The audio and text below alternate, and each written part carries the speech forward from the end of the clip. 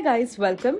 Today I'm showing you how to make this classic pastry cream or creme patissier, and it is super easy to prepare. It's ultra luxurious and it just melts in your mouth, and I am going to be showing you how to use this amazing pastry cream recipe in a brioche donut filled with vanilla custard cream in the next video. So make sure that you are subscribed so you don't miss that video. For this recipe, I'm using a vanilla bean pod. I'll split it in the center and you can see those flavorful vanilla seeds. They make a real difference to your pastry cream. You can use vanilla extract, but you will not add it at this stage. You'll add the pod along with the seeds, and then you'll add some full fat milk and whipping cream, which has 35% fat. The higher the fat percentage, the creamier and luxurious your pastry cream will be. So once you've added your vanilla bean seeds and your pod and the milk and cream in a heavy bottom saucepan, you will turn on the heat, and on a low or medium heat you'll gently cook this. I would prefer low heat. You just gently want to start bringing this to a simmer, and it will just come to a boil. You'll see tiny bubbles appear along the sides and just the hint of those tiny bubbles in the center. You don't want to bring it to a rolling boil, just a gentle heat, and then you'll keep stirring it constantly, otherwise the milk and the cream may catch at the bottom, so you don't want that.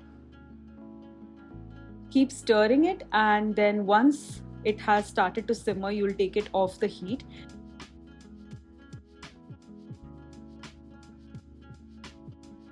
The hot milk and cream mix helps get all of those flavors from the vanilla pod and the bean to infuse into it. And so what you're going to do is you're going to let this cool down completely to room temperature. As it gently begins to cool, the flavors start to infuse even further, giving you that amazing vanilla flavor.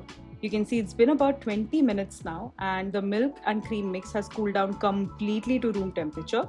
You're going to fish out the vanilla bean pod, and you'll scrape as much of the seeds and the leftover milk and cream that is stuck to the pod. You'll scrape as much of it as you can, and you're not going to throw out the pod.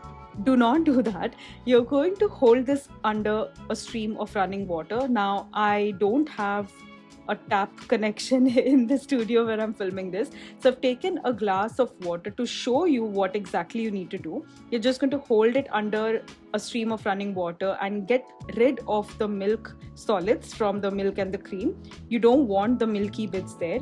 You'll also open up the pod like this and just check to make sure there is no water or any milk bits, and you will pat dry the beans so that it's totally dried. And if needed, you can let it dry for a day. And here's what I like to do.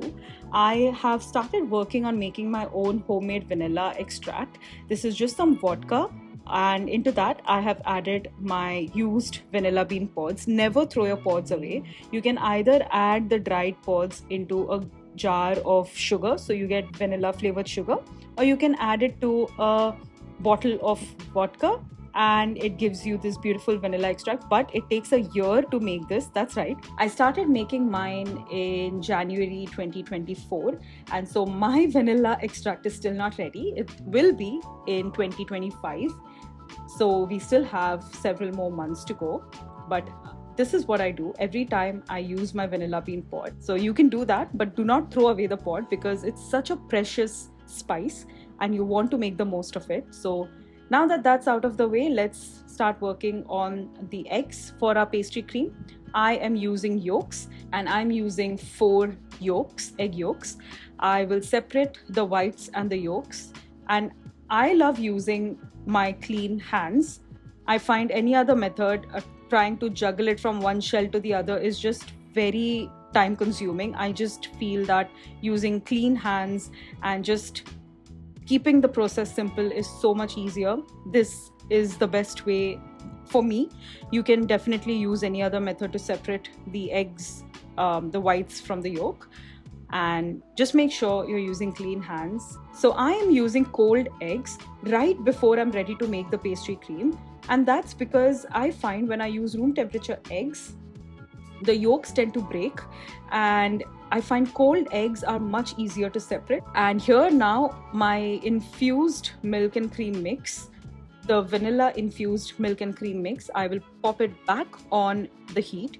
I'll keep it at the lowest possible heat because I want to bring this to a gentle simmer again. I want to heat this up because we want to now temper our yolks. Now into this, I'm also going to add caster sugar and some cornstarch or corn flour. I love a thicker consistency to this pastry cream, which is why I've added 25 grams of corn flour or cornstarch.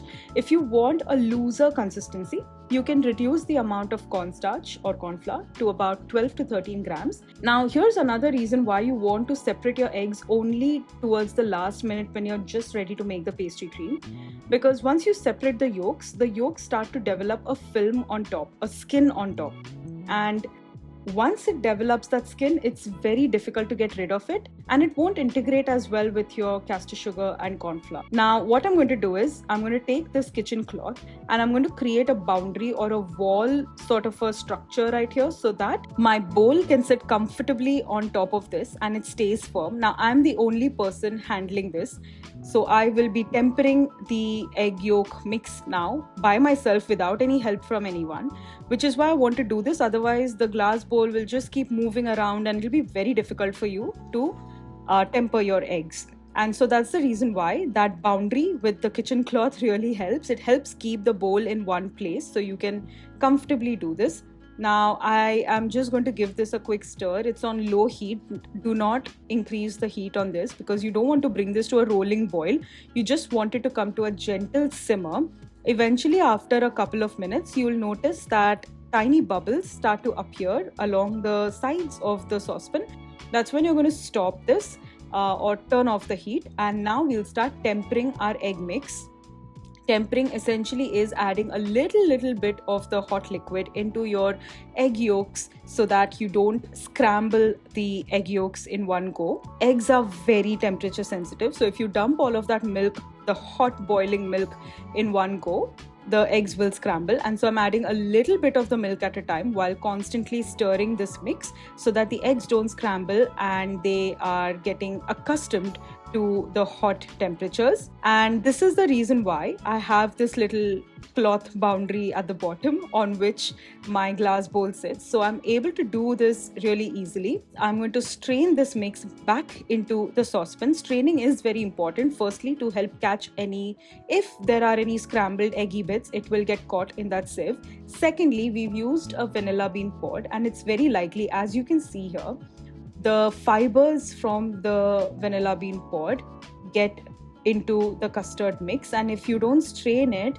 you won't get a silky smooth custard. So you can see those fibers right there, they get fished out and you get a really nice smooth custard, which is exactly what you want.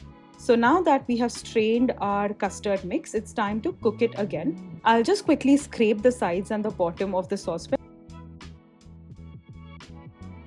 Once I've done that, I will turn the heat back on to the lowest setting. You don't want to cook this on a high heat anymore, gentle low heat, and you're going to keep whisking this constantly. Right now you can see it's a very runny mix, but as it starts to cook, both the egg yolks and the corn flour in the custard will start to thicken this up. It takes about 3 minutes for this to happen, and soon enough you'll start to see that it has thickened up beautifully. Like I mentioned, I love to have a thicker pastry cream at this point because I'll be using it for my donuts.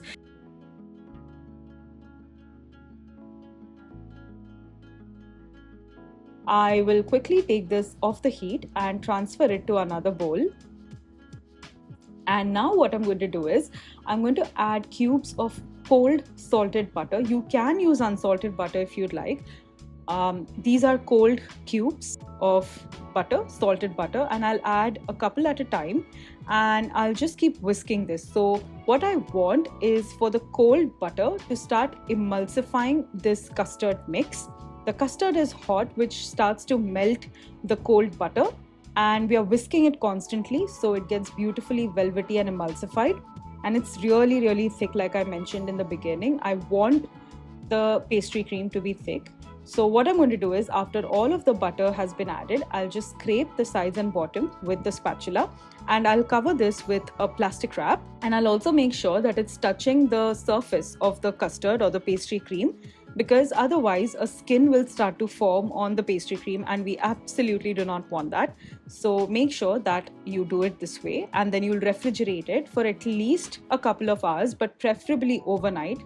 I've let it rest in the refrigerator overnight. And before we can use this pastry cream, I'm just going to go in with my electric beaters on a medium speed for a minute and just smooth this out and whip it really well. And it gets nice and light and creamy and luxurious. And it's absolutely the perfect consistency. Just look at how glorious that pastry cream or creme patissier looks.